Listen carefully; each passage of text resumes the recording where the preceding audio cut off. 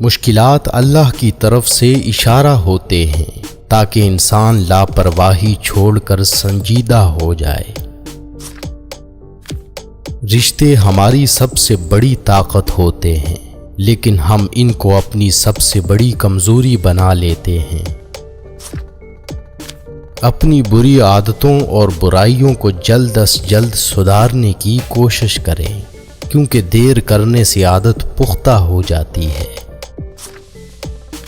کسی کی غلطیوں کو بے نقاب نہ کرو، خدا بیٹھا ہے، تم حساب نہ کرو۔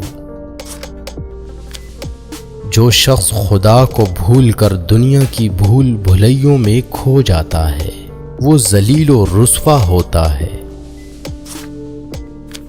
جب ہار جانے کا وقت ہو تب جیت جانے کا مزہ ہی کچھ اور ہوتا ہے۔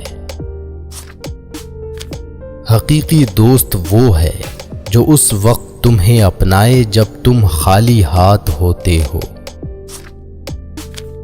حساب کتاب صرف رب نے صحیح رکھا، سب کو خالی ہاتھ بھیجا اور خالی ہاتھ بلایا۔ جو شخص اپنے نفس کو مار کر اللہ کے آگے سر جھکاتا ہے، وہ عظیم انسان ہے۔ کسی کو دکھ دینے والا کبھی خوش نہیں رہ سکتا۔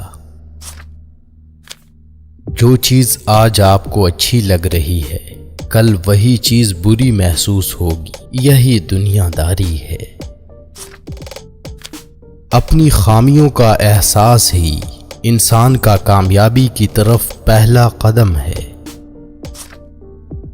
جب انسان سچائی سے واقف ہو جائے تو دنیا کی ہر چیز اپنی اہمیت کھو دیتی ہے۔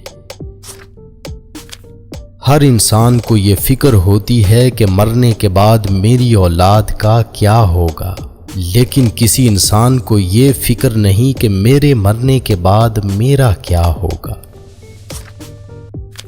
اگر حق کی راہ میں مشکلات کا سامنا ہو تو حضرت بلال کی زندگی سے سبق حاصل کرو۔